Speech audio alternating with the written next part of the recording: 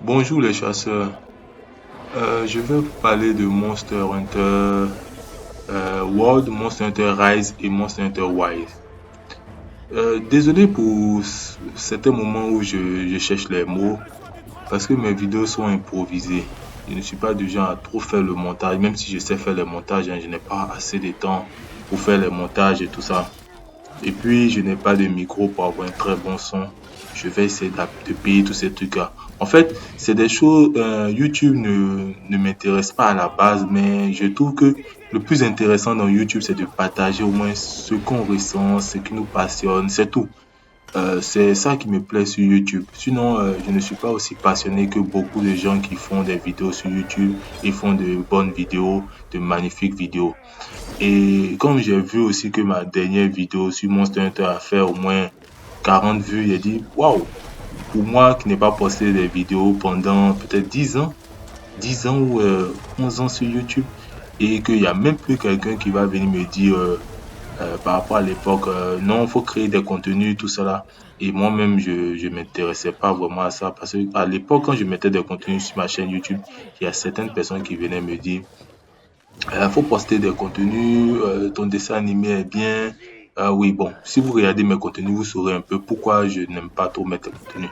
Parce que mon métier est vraiment, euh, vraiment passionnant, si vous voulez. Il faut mettre du cœur, faut pas être trop dispersé, vu que ma vie est déjà trop dispersée. Ok, désolé pour ce dérapage. Nous allons parler de Monster Hunter World, Monster Hunter Rise et Monster Hunter Wild. Bon, en fait, ce qui me pousse à parler de Monster Hunter, c'est d'abord la communauté elle-même. Au départ, j'ai pas envie de parler de Monster Hunter. Je m'en foutais un peu de la communauté, je m'en foutais un peu de, mais j'aime la licence. Et quand je vois que les nouveaux venus qui sont venus après World et ont une manière de traduire l'amour de Monster Hunter à travers World, je me dis que les gens passent à côté de quelque chose. Les gens comprennent pas en fait Monster Hunter.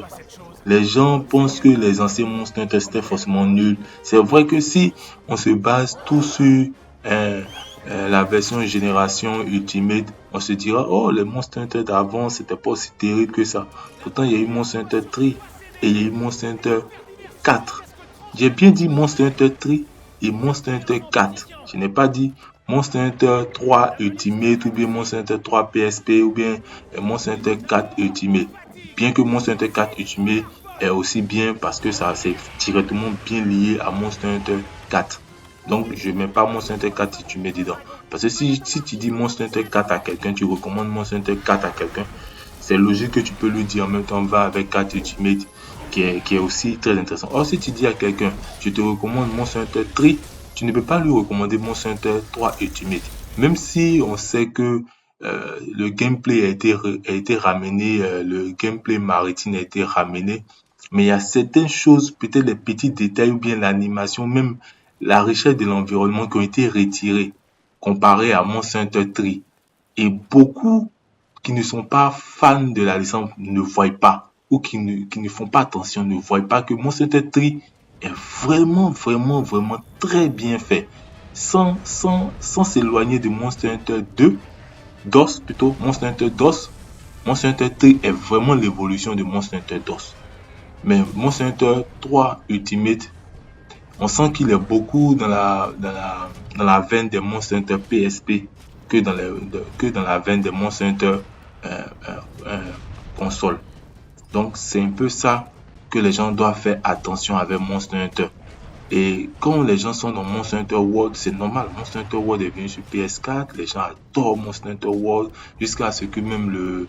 Oh, moi j'adore l'équipe qui développe Monster Hunter World. L'équipe qui développe Monster Hunter World, c'est eux qui ont développé le premier Monster Hunter. C'est eux qui ont développé Monster Hunter DOS. C'est eux qui ont développé Monster Hunter 3. C'est eux qui ont fait le portage de Monster Hunter 3 Ultimate sur 3DS, qui les a obligés aussi d'aller sur Monster Hunter 4 sur 3DS et qui ont fait Monster Hunter 4 Ultimate. Donc, si vous connaissez le parcours de cette équipe-là et leur manière de faire les Monster Hunter, vous allez comprendre que World, là, pourquoi elle a plu aux gens? Parce que Cette équipe aime faire en sorte que lorsqu'on joue à Monster Hunter, on se sent dans une ambiance, dans, on se sent dans un monde qui est cohérent, on se sent dans un monde vrai. Contrairement à l'équipe qui s'est chargée de Monster Hunter Rise, ils ont tendance à faciliter, comment on appelle, à, à, à plutôt s'orienter sur les duels monstres chasseurs que euh, à s'orienter sur les petits détails, sur plein de choses. Et bizarrement, le Monster Hunter Rise, à cause de Monster Hunter World, le Monster Hunter Rise, ils n'ont pas donné le Monster Hunter Rise qu'ils voulaient. Peut-être que les gens diront à cause de Covid. Peut-être que oui, le Covid a joué dessus. Mais Monster Hunter World les a influencés aussi. Bien que après Monster Hunter Generation, ils étaient en train de développer directement leur Monster Hunter Rise. Parce que quand eux ils développent leur Monster Hunter Rise, il y a celui qui gère l'ensemble des Monster Hunter, il vient mettre à jour certains éléments pour ne pas que le jeu Monster Hunter, l'autre équipe fasse n'importe quoi et l'autre équipe fasse n'importe quoi et on ait deux Monster Hunter différents. Ils font en sorte que il y a des nouveautés ou bien des trucs, des techniques de combat ou bien des techniques de gameplay qui, qui joignent les deux licences, que ce soit Monster Hunter Rise, les hors-série et Monster Hunter World. Voilà. Donc, c'est ce qui fait que quand Monster Hunter World a envoyé la fronde, l'autre a envoyé Philopter pour ne pas que les joueurs aient l'impression que on n'est pas encore ce côté Philopter ou bien ce côté fronde là, pour ne pas qu'on s'éloigne ou bien on revient trop aux anciens Monster Hunter en termes de gameplay. Donc, c'est pour ça que Monster Hunter Rise a fait ce genre de trucs là. En parlant de Monster Hunter World et Monster Hunter Rise, en faisant ces comparaisons, c'est tout ce qui va arriver chaque fois que je vais parler de cette licence-là. Je vais faire beaucoup de comparaisons. Je vais vous dire pourquoi j'aime Monster Hunter World et pourquoi j'aime pas Monster Hunter World et pourquoi j'aime Monster Hunter Rise et pourquoi il y a des trucs que j'aime pas dans Monster Hunter Rise. Mais ça, je le ferai dans une prochaine vidéo. Mais pour l'instant, je veux qu'on parle de Ratalos. Ceux qui ont joué Monster Hunter World, Monster Hunter Rise et Monster Hunter euh, qui attendent Ratalos dans Monster Hunter White, ils savent ce qui se passe en fait. Peut-être que vous ne le savez pas, mais je vais vous dire ce qui se passe en fait avec Ratalos.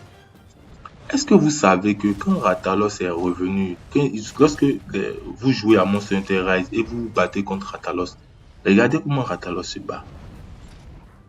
Le monstre est parfait dans sa manière de se battre. Quand vous jouez à Monster Hunter World, Ratalos c'est méga nul. On nous montre comme un monstre très difficile, même comment il s'appelle même comment il s'appelle Anjanat est plus effrayant que Ratalos. Par contre, quand tu regardes, tu joues à Monster Hunter World, on te montre Ratalos le dominateur, le mal alpha de la forêt. Mais lorsque tu joues contre lui, tu te rends compte que il n'est pas aussi fort que ça.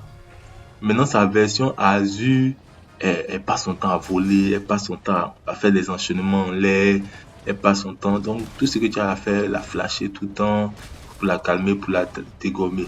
Bon, moi, quand je joue, je ne mets pas trop de flash, je me bats simplement Azure, quoi.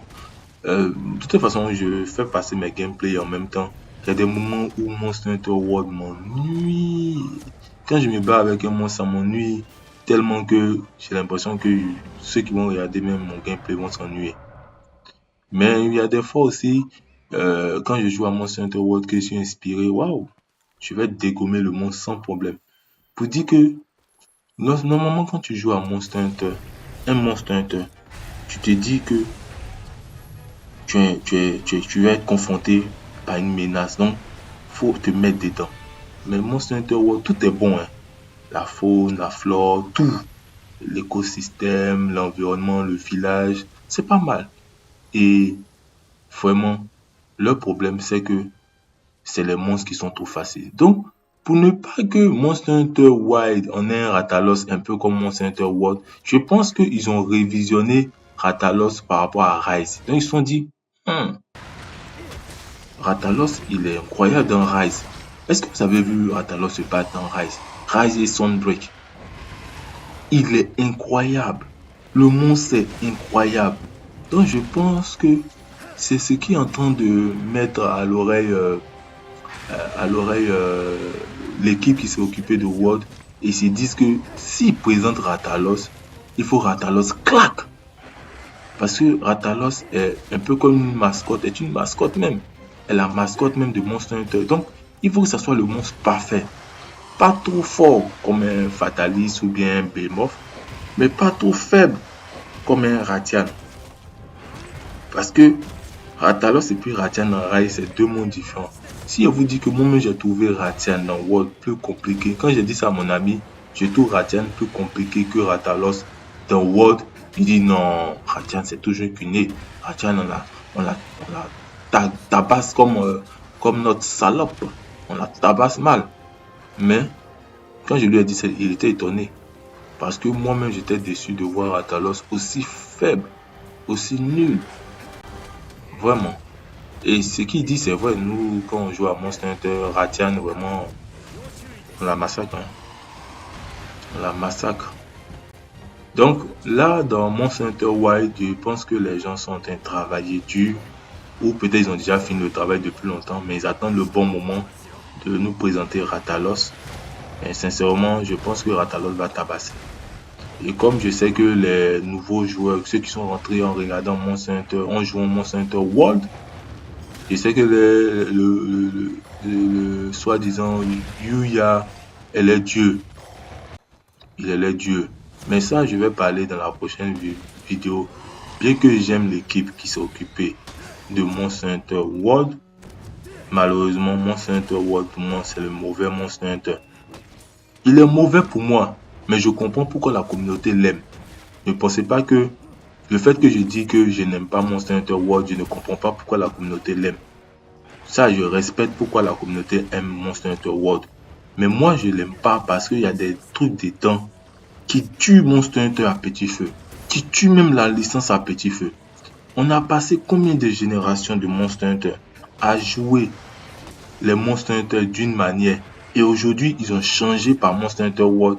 Je pense que si ça perdure, on va se lasser de Monster Hunter. Peut-être que les beaux graphismes feront le travail toujours. Mais en long terme, on va se lasser de Monster Hunter. Pas par les beaux graphismes, mais par leur manière de composer le jeu. Bon, ok, je vous laisse les chasseurs. J'espère que vous avez apprécié la vidéo. Et si vous trouvez que j'envoie tout le temps des vidéos, que vous appréciez mes vidéos, abonnez-vous. Pour l'instant, je n'ai pas le son de très bonne qualité. Je sais que quand je parle, bon, moi-même, je sais que j'ai pas une voix très charismatique. J'ai une voix un peu comme si quelqu'un est fatigué, il a sommeil. Bon, mais je vais essayer de m'améliorer pour avoir une belle voix ou bien une voix charismatique de présentateur de jeux vidéo. Salut guys, oh, comment ça va? Ah, tu vois Monster Hunter, je suis vraiment fan, très fan de Monster Hunter. Bon bref, ça c'est un jeu un jeu de rôle que je suis en train de faire. Bon, on se tient et bonne chasse les chasseurs.